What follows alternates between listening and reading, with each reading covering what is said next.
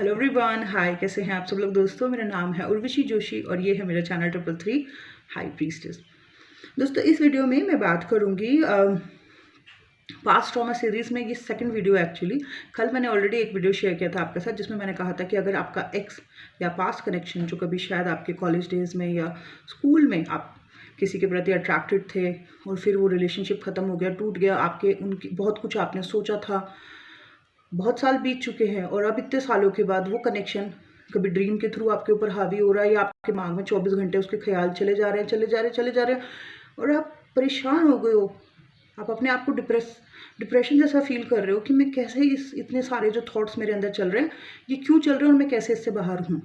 तो इसको लेके मैंने कल जो है शेयर किया था। क्यों होता है ऐसा? क्योंकि जब कभी आपकी प्लानेटरी सिचुएशंस कमज़ोर होती हैं तो आपका सारा कुछ जो आपने अपने अंदर भरे थे, जितने भी इमोशंस, वो सब सरफेस पे आ जाते हैं, ठीक है, और वो दिमाग तक चढ़ने लगते हैं और वो थॉट्स बार बार बनते रहते हैं। जब तक कि इनको साफ ना किया जाए थेरेपी के थ्रू तब तक ये ऐसे ही फ्लो करते रहते हैं। आज वीडियो है उसका टॉपिक ये है कि अगर कोई आपको छोड़ के मतलब इस दुनिया से ही चला गया है और उसका सदमा आपके अंदर बैठा हुआ है। जैसे फॉर एग्जाम्पल मैं अपना ही एग्जाम्पल देती हूँ कि जब 2008 में मेरे फादर एक्सपायर हुए तो I was clueless. I was very connected with my father और जब वो हमें छोड़ के चले गए तो आई वॉज कम्प्लीटली क्लूलेस कि ये क्या हो गया। मैं बड़ी थी उस वक्त अपने घर में और बहुत ज़्यादा रिस्पॉन्सिबिलिटी थी, तो वो जो एक नेचुरल तरीके से जो एक्सप्रेस होना चाहिए था वो भी हो नहीं पाया उस टाइम पीरियड में और मुझे समझ भी नहीं आया कि क्या करें। उस वक्त सबसे इम्पॉर्टेंट ये था कि सारी चीज़ों को संभालना है।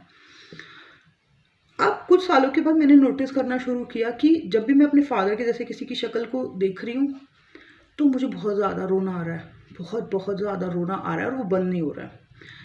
और जो उनको गाने पसंद हुआ करते थे, गज़लें उनको पसंद हुआ करती थी, वो गज़लें जब मैं सुनती थी, कभी कहीं चल गई, कहीं दूर से मुझे आवाज़ आई तो मुझे फिर से वो जो अंदर पेन है वो वापस एक्टिव हो जाता था। तो वो इमोशंस जो एक्चुअली में 2008 में रिलीज़ होने चाहिए थे पूरी तरीके से, वो रिलीज़ हुए नहीं बिकॉज रिस्पॉन्सिबिलिटी इतनी थी कि चीज़ों की ज़्यादा चिंता थी। तो उस चक्कर में वो सब अंदर ही दबे रह गए, वो पेन बनने लगे मेरे जॉइंट्स में और कई जगह पे पेन होता था और मुझे नहीं पता था इन सब चीज़ों के बारे में। बट कुछ समय बाद मैंने देखा कि अचानक से जो है बहुत ज़्यादा रोना आता था जब भी उनकी जैसी शक्ल के किसी इंसान को मैंने देखा या फिर कोई गाना गज़ल सुनी तो बहुत ज़्यादा रोना आता था। बस रोना ही आया जा रहा है, वो ठीक नहीं हो पा रहा था। मैंने जब इसके ऊपर थोड़ा ध्यान देना शुरू किया कि ये क्या चीज़ है, ये क्या हो रहा है, ऐसा क्यों हो रहा है बार बार, तब मुझे समझ आया कि इसको कहते हैं पास्ट ट्रॉमा।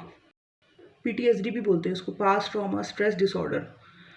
बहुत से लोग जिन्होंने पास्ट में किसी को खो दिया, जिसको वो बहुत ज़्यादा प्यार करते थे, उनको खो दिया है, तो उसका सदमा उनके अंदर बैठ जाता है। वो सदमा जब लगता है उस इंसान को पता भी नहीं चलता कि मुझे किसी प्रकार का सदमा लगा है।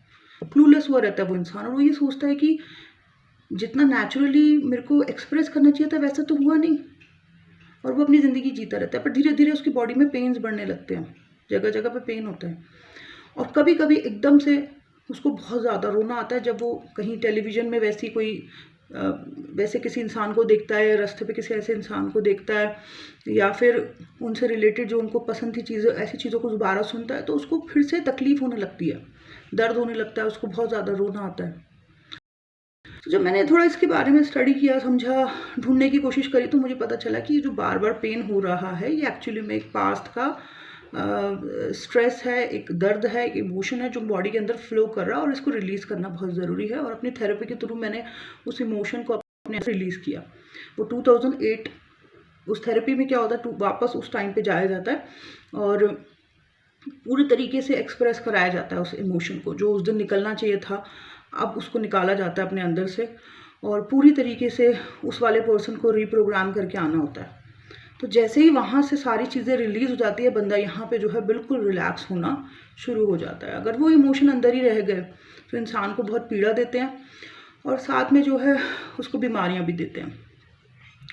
तो इसलिए इन इमोशंस का बॉडी से निकलना बहुत ज़रूरी है। मेरे केस में मेरे फादर के साथ था ये बहुत सारे लोगों के साथ जो है ये किसी का किसी के बच्चे के साथ रहता है। मेरी चाची, आई रिमेंबर, मेरी चाची थी, उन्होंने अपने बेटे को खोया था और उसके 3-4 साल बाद ही उनकी डेथ हो गई, क्योंकि वो उस सदमे को नहीं ठीक कर पाई, वो उन इमोशंस को नहीं निकाल पाई। वो सदमे में ही अपने बेटे के जाने के बाद 3 से 4 साल में चली गई दुनिया से।